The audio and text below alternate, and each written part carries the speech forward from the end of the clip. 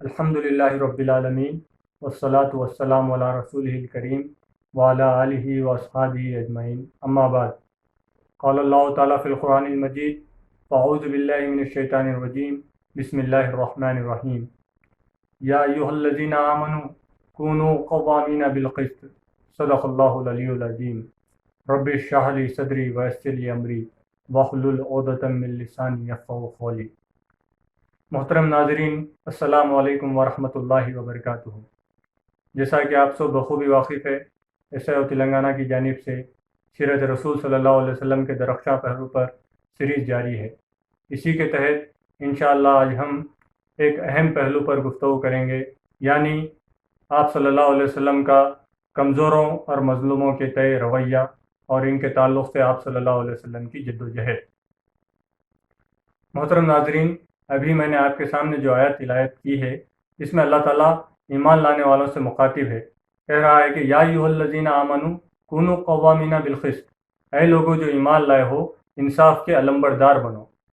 یہ کیسے ممکن تھا کہ آپ صلی اللہ علیہ وسلم اس میں پیچھے رہ جاتے، کہ ایمان لانے والوں سے مطالبہ کیا گیا اور آپ صلی اللہ علیہ وسلم اس میں کوئی کمی بیشی کر گزرے۔ یقیناً آپ صلی اللہ علیہ وسلم انصاف کے علمبردار بنے، آپ کی سیرت اس کی آئینہ دار ہے۔ کئی واقعات، بے شمار واقعات ہم سیرت سے ملتے ہیں کہ آپ صلی اللہ علیہ وسلم نے کس طرح مظلوموں کی مدد کی، کس طرح کمزوروں اور یتیموں کا سہارا بنے اور ان کو انصاف دلایا اور ان کے حق کے لیے جد و جہد کی اور آواز بلند کی۔ محترم سامعین، اسی طرح محمد صلی اللہ علیہ وسلم کے بارے میں اور ایک جگہ اللہ تعالیٰ ارشاد فرماتا ہے: وَمَا أَرْسَلْنَاكَ إِلَّا رَحْمَةً لِّلْعَالَمِينَ، اے محمد صلی اللہ علیہ وسلم، ہم نے تمہیں سارے جہاں کے لیے رحمت بنا کر بھیجا ہے۔ تو یہ کیسے ممکن تھا کہ آپ صلی اللہ علیہ وسلم کی رحمت سے غریب، یتیم، مساکین اور مظلوم افراد محروم رہ جاتے؟ یقیناً یہ آپ صلی اللہ علیہ وسلم ان کے لیے بھی سراپا رحمت تھے، ان کے حق دلوانے کے لیے، ان کو انصاف دلوانے کے لیے، ان کا سرپرست بن جانے کے لیے یقیناً آپ صلی اللہ علیہ وسلم ان کے حق میں بھی رحمت تھے۔ مکی دور کا واقعہ ہے۔ نبوت کے دور میں محمد صلی اللہ علیہ وسلم اپنے اصحاب کے ساتھ مسجد حرام میں تشریف فرما تھے کہ قبیلہ زبید کا ایک شخص اندر یہ فریاد لے کر داخل ہوتا ہے اور زور زور سے کہتا ہے کہ اے مکے والو، کیا تم تاجروں پر ظلم کرتے ہو؟ کیا تم مسافروں کے ساتھ ایسا سلوک کرتے ہو؟ کیا تم چاہتے ہو کہ باہر کے کوئی فرد یہاں تمہارے پاس، تمہارے قبیلے، تمہارے شہر کو تشریف نہ لائے؟ تو محمد صلی اللہ علیہ وسلم اس کو بلا کر پوچھتے ہیں کہ کیا ماجرا ہے؟ اے شخص، تیرے ساتھ کس نے ظلم کیا؟ تجھے کس نے تیرے ساتھ زیادتی کی؟ وہ شخص کہتا ہے کہ میں اپنے قبیلے سے 3 بہترین اونٹ لے کر آیا تھا۔ ان بہترین اونٹوں کو میں نے جب قیمت لگائی تو ایک شخص ابو جہل نے اس کی بہت کم قیمت لگائی۔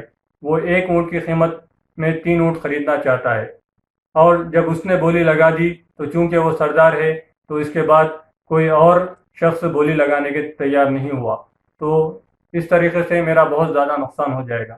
تو محمد صلی اللہ علیہ وسلم نے کہا کہ تیرے اونٹ کہاں ہیں؟ وہ شخص نے کہا کہ فلاں مقام پر رکھے ہوئے ہیں۔ آپ صلی اللہ علیہ وسلم جاتے ہیں، ان اونٹوں کا معائنہ کرتے ہیں اور کہتے ہیں کہ یقیناً اس کی قیمت بہت زیادہ ہے، جو ابو جہل نے لگائی ہے اس سے بہت زیادہ ہے۔ پھر آپ صلی اللہ علیہ وسلم اس کی معقول اور مناسب قیمت لگاتے ہیں، اور قیمت لگانے کے بعد اسے خریدتے ہیں، خرید کر پھر فروخت کرتے ہیں، اور اس سے جو فائدہ اور نفع ہوتا ہے اس سے غریبوں اور بیواؤں میں کھانا کھلاتے ہوئے تقسیم کر دیتے ہیں۔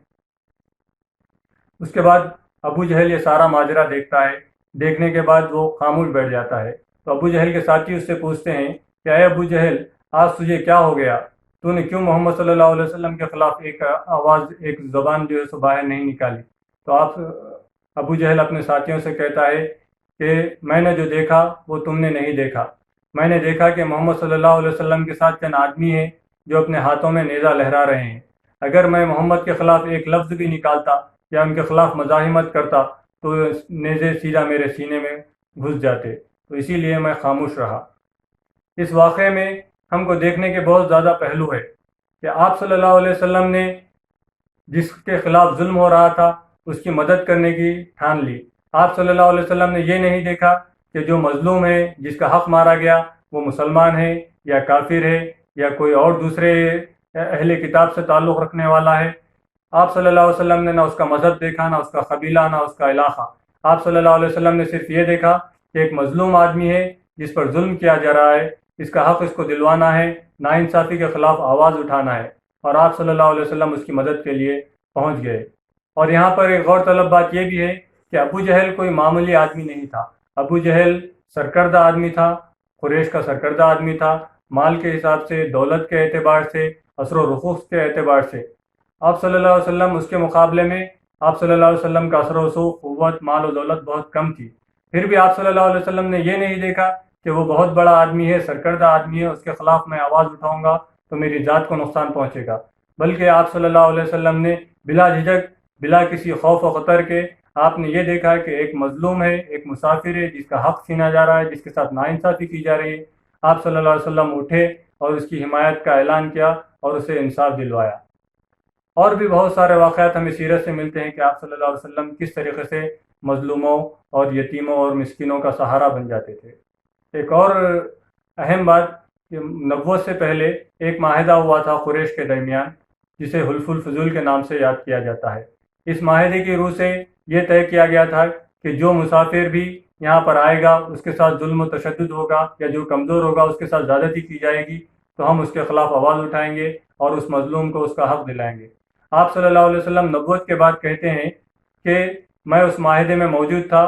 اگر اس معاہدے کی یاد دلا کر، اس معاہدے کا واسطہ دے کر آج بھی مجھ سے کوئی مدد مانگے تو میں ضرور اس کی مدد کروں گا. اور مجھے کوئی یہ پیشکش کرے کہ 100 سرخ اونٹ کے بدلے اس معاہدے سے دستبردار ہو جائے تو میں بالکل نہ ہوں گا. میں اس معاہدے کو آخری دم تک جاری رکھوں گا. تو ہمیں اس واقعات سے بہت سارے پیغامات ملتے ہیں کہ پہلا اولین پیغام تو یہ ہے کہ ہم ظلم کے خلاف آواز اٹھائے، ناانصافی کے خلاف آواز اٹھائے، کمزوروں اور مظلوموں کا سہارا بنے، اور ہم اس کے دوران یہ نہ دیکھیں کہ کوئی کسی مذہب سے تعلق رکھنے والا ہے یا کسی علاقے سے تعلق رکھنے والا ہے یا ذات پات کا بھید بھاؤ نہ کرے، بلکہ کسی بلا لحاظ ملت و بلا لحاظ مذہب ہم اس کی مدد کریں اور وقت کے جابر اور ظالم کے خلاف ہم آواز اٹھانے کے لیے تیار ہو جائے اور اس کو انصاف دلوائے اور ان کے خلاف جد و جہد کرے. یہ پیغام ہمیں اس واقعے سے ملتا ہے. اللہ تعالیٰ سے دعا ہے کہ اللہ تعالیٰ اس پر ہمیں عمل کرنے کی توفیق عطا فرمائے. جزاک اللہ خیر. وآخر الدعوانا الحمد للہ رب العالمین.